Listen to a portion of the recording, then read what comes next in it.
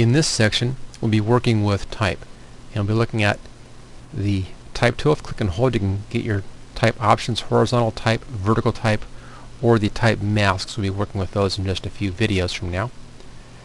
We'll also, of course, be using the options panel across the top up here. Notice we have the type face right there, and variations, size.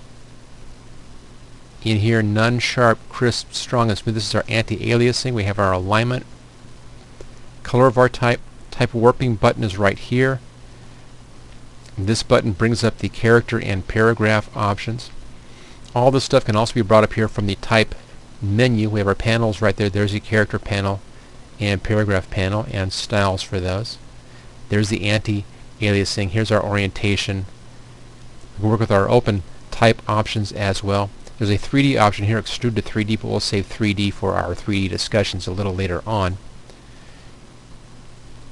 Creating a work path. This simply converts your type into a path. We'll be taking a look at that in just a little bit. And convert to shape. We can rasterize a type layer and just convert it into a graphic if we want to. We convert to paragraph text. Look at our warp text. You can adjust the font preview size if you want, and that is this preview over here on the right hand side. Let's make it a little bit larger for these videos. So we'll do our font preview size to extra large. And there we go. You can see much larger previews now on the right hand side.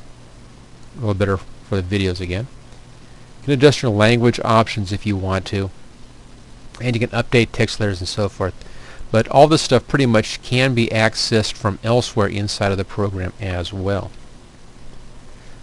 Okay, let's put some type on our page. I'll leave the color at black right now, and let's just take a look at our type. And we'll scroll up a little bit. See, there's lots of different typefaces. Now my list will be different from your list. A lot of these I installed from the Adobe typesets. Let's just choose this sample right here, and I'll put in some text.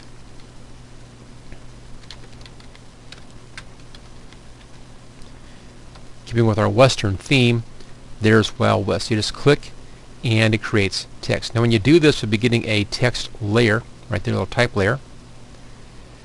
If I click on the Move tool, notice how the type layer is renamed with what's on the type layer. If I now go back to my type tool and click again someplace else, it gives me a new layer up here.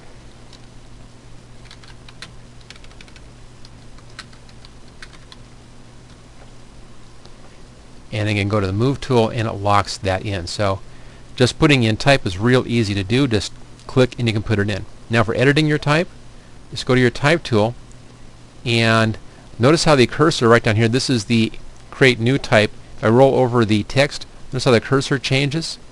When you see that change, I can then click into that and that selects that layer of type. I can then select my type and do any change or editing I want at this. I can retype something in here. I can change the typeface to a different typeface.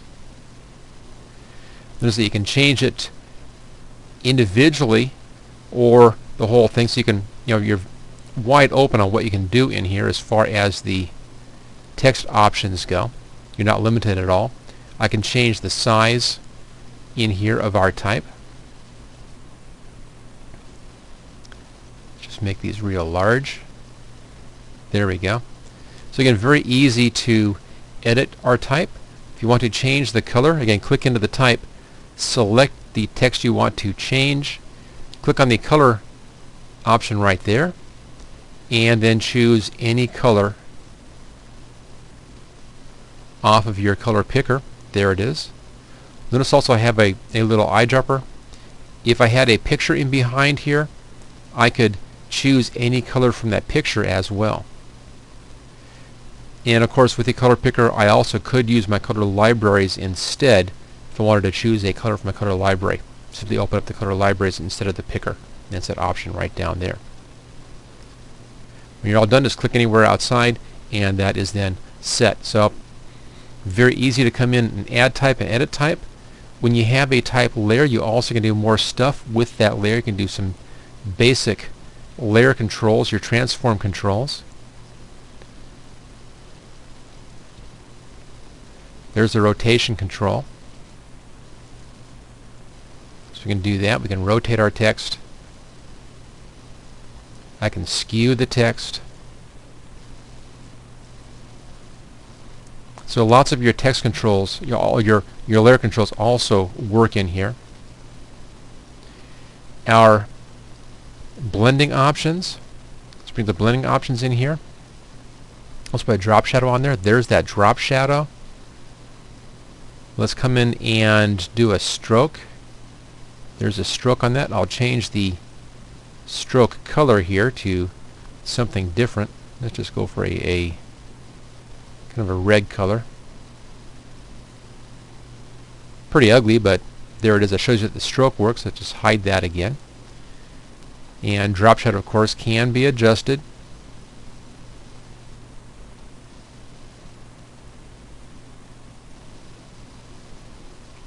There we go. So all those standard tools will work. Now if we go up here to the filters, and let's try coming in with our filter gallery, notice that you cannot use these filters on text. So if you want to use one of our filters for doing some real fancy colorizing or other techniques, you have to rasterize the layer. So it will no longer be type, it will then be a graphic. So you can only use your filters on graphics, you can't use your filters on your type. So just keep that in mind. If you wanted to use a filter, let me show you how you do that. What you do is you take your layer, pull it down to the new layer button, make a copy of your layer. Let's hide the original. There we go. I'll rasterize this layer. Right click and choose rasterize type right there. Notice I also can rasterize the effect, but I won't do that. I can rasterize just the layer itself, just the type itself. Leave my effect alone so I can go back and adjust that. Now that this is a graphic, I can go back up to my filter and filter gallery, and I now can play with the different filters in here. Nothing really showing very much on that, but the filters are available now to give you some differing effects. Part of the problem here is that I have a solid color, and it's hard to see filters on a solid color. You almost have to come in and put in some kind of a pattern, or maybe go up here and put in some noise onto that. Add noise, there we go. Add some noise into it, and then the other filters will have more of an effect once you have some noise. You can kind of see that it has something to work with. So there you go. That's basic working, adding, and editing type. Thank you for watching my video. I hope you found it useful. If you like this video, click on the like button below to let others know. You can click the subscribe button so you don't miss any of my videos in the future. I'm frequently uploading new training videos. Don't forget to check out my website at howtogurus.com. You can share this video with your friends and coworkers. Just click on share and then click on the social media buttons. Feel free to comment on my videos. I try to answer all comments as quickly as I can. And finally, you can get all of my training videos on DVD at howtogurus.com. Thanks again for watching.